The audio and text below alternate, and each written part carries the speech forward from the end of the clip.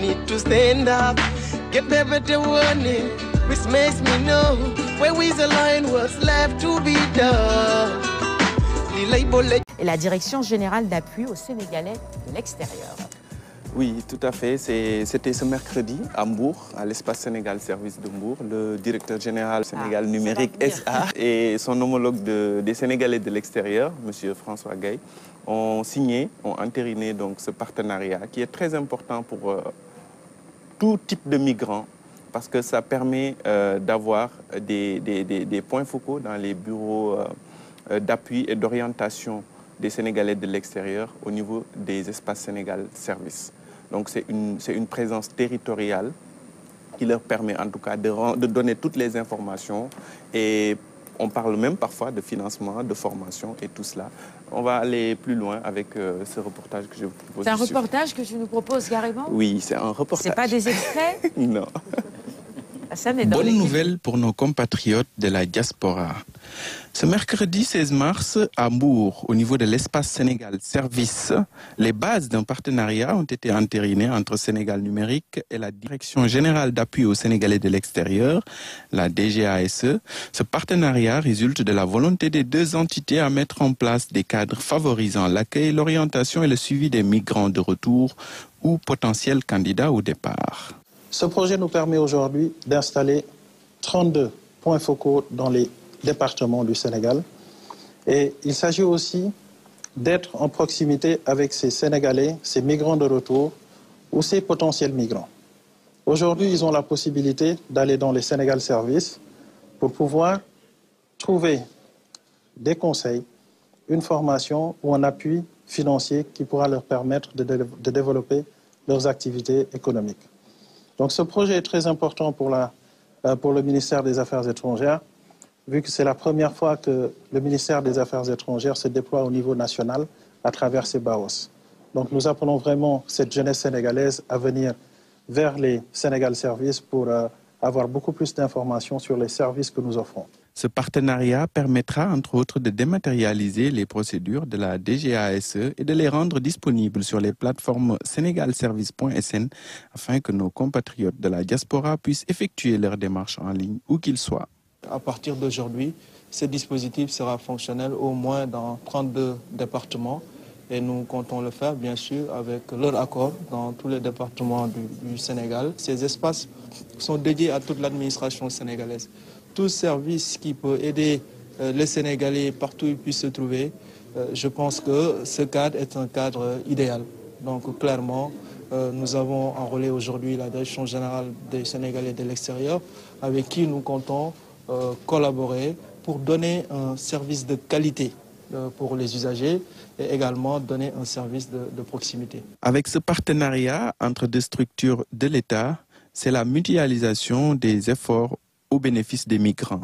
D'une part, Sénégal Service continue sa stratégie de déploiement des services en partenariat avec les entités du paysage national dans le but de faciliter l'accès des citoyens aux services publics. D'autre part, la DGASE, à travers son projet Gouvernance, Migration et Développement financé par l'Union européenne et co-exécuté avec la coopération espagnole, va impulser un souffle nouveau à une meilleure gouvernance de la migration au niveau territorial avec les bureaux d'accueil, d'orientation et de suivi BAOS hébergés par les espaces Sénégal Service.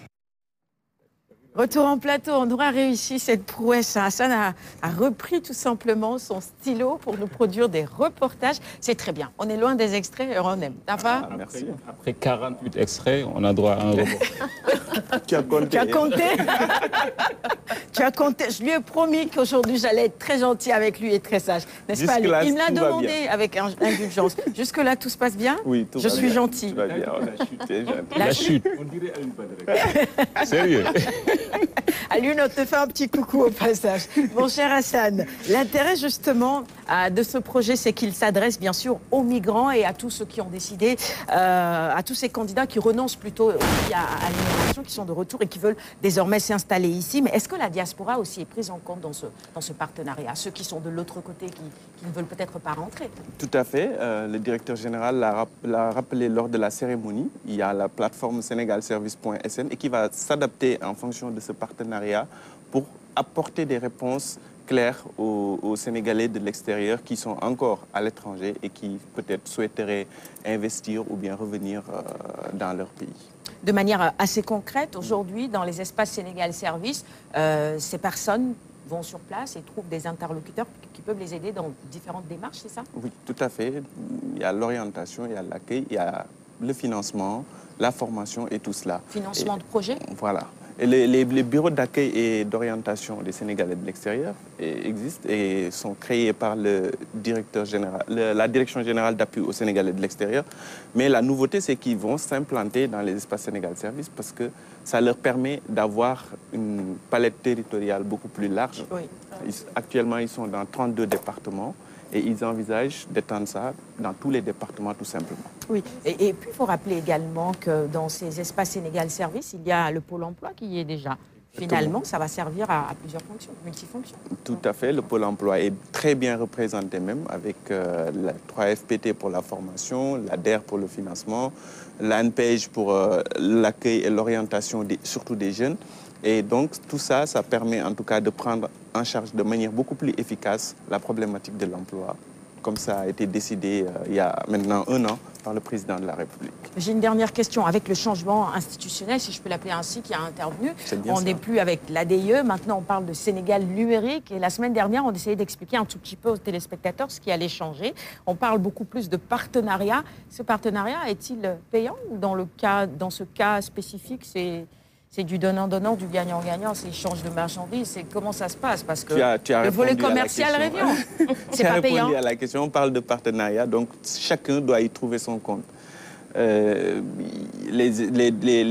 DGAS va appuyer les espaces Sénégal Service d'une certaine façon.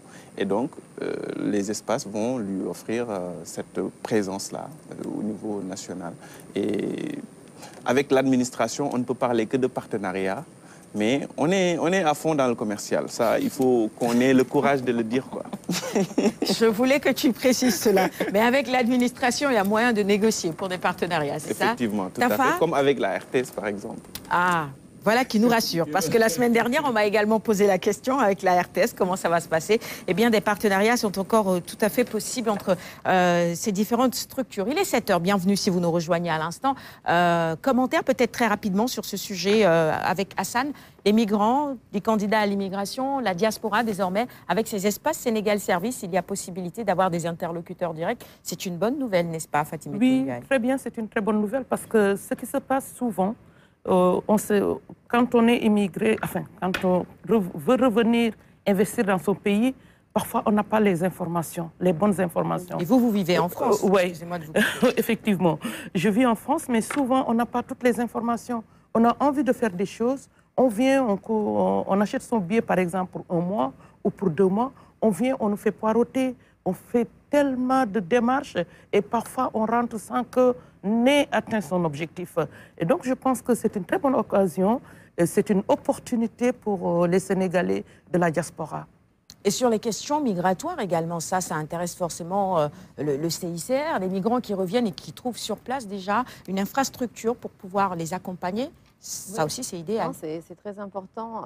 Nous, en tant que comité international de la Croix-Rouge, avec la Croix-Rouge sénégalaise, par exemple, on s'assure que le lien familial ne soit pas brisé lors de la migration. Donc, au moment où ils peuvent revenir, retrouver leur famille, s'installer et développer une certaine activité économique ou une formation, c'est vraiment idéal. C'est ça. Merci beaucoup. Merci, mon cher Hassan. Gotta wake up early in the morning, a long way but go because I gotta find my way.